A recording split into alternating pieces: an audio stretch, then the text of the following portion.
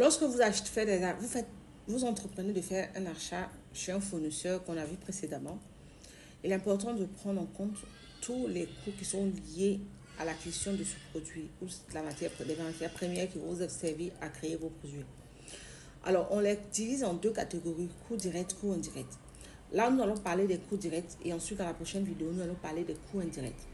Alors, les coûts directs, c'est quoi? Ce sont les coûts qui sont liés donc directement à l'achat du produit ou de la matière première que vous allez acquérir.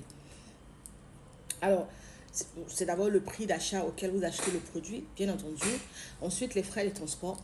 Vous allez transporter le produit d'un point A à un point B ou d'un point A à un point B plus un point C. Bref, vous voyez comment ça se passe pour certains produits. Et vous avez les frais de douane. Donc, j'ai parlé dans une des vidéos précédentes, si vous avez bien suivi.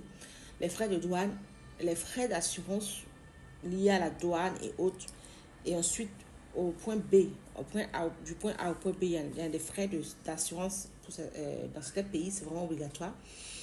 Et puis les frais de stockage où stocker les produits. Depuis le point A jusqu'à l'arrivée du point B, le stockage, il y a des prix à payer. Le prix de tous les coûts liés, donc qui doivent, liés à n'importe quel prix qui ne sont pas dans cette liste, sont à prendre en compte. Alors, je connais des gens qui faisaient des charges. Je connaissais une dame qui faisait un business. Elle ne prenait jamais en compte le taxi qu'elle prenait pour l'achat, le téléphone qu'elle prenait pour appeler. Donc, elle mettait des unités. Elle en Côte d'Ivoire. Elle ne prenait pas en compte tout ça. Elle ne prenait pas en compte tout ce qui liait à l'acquisition du produit parce qu'elle estimait qu'elle n'avait pas à le prendre en compte. Tout ce qu'elle devait prendre en compte, c'est son prix d'achat. Puis un jour, je lui ai dit, mais non, quand tu fais ton achat, il faut prendre en compte toutes les composantes que j'ai citées, frais de transport, frais de douane, assurance, stockage, tout ça. Le prix d'achat du produit lui-même, hein, mais tout ce qui est lié au produit. Le téléphone que vous prenez pour appeler, vous-même votre temps que vous donnez à l'acquisition du produit, c'est à prendre en compte, c'est à calculer.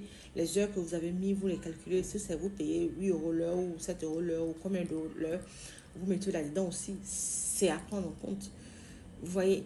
Donc, le personnel qui se charge de faire les appels de douaniers, c'est à prendre en compte. Tout ça, c'est à prendre en compte, en fait. Et donc, beaucoup de personnes ne le font pas et se retrouvent dans des situations après, parfois très marrantes. Et moi, ça me fait parfois rire parce que je me rends compte de l'erreur que font beaucoup de personnes. Alors, les coûts indirects, je peux en parler directement dans cette vidéo peut-être, mais je pense que ce serait mieux dans la prochaine vidéo. Mais ce qu'il faut savoir, ce sont les prix qui ne sont pas directement liés donc à l'achat du produit. Et ce sont par exemple les coûts de gestion de stockage, les coûts de qualité, les coûts liés à l'administration, voilà, l'administration de la douane, etc. L'administration en général, pardon, la douane ne faisant pas partie, mais plutôt l'administration au niveau de là où vous habitez. C'est ça en fait. On va le détailler dans la prochaine vidéo, mais en gros c'est ça. Les coûts, on dirait, c'est vraiment ce qui n'est pas compris comme les frais de transport, les frais de douane, d'assurance, de stockage. Ça, ce sont les coûts qui sont pas directement liés, qui sont directement liés au produit, mais les coûts qui ne sont pas directement liés au produit, comme la gestion des stocks. Lorsque le produit arrive sur l'espace et que vous gérez le stock, la qualité, le coût de qualité de votre produit, vous allez analyser quelqu'un pour vérifier que le produit est de qualité. Tout ça, c'est pas lié au produit. Et puis, l'administration dont vous faites partie, voilà, n'est pas du tout lié. Donc, c'est ça un peu ça en fait.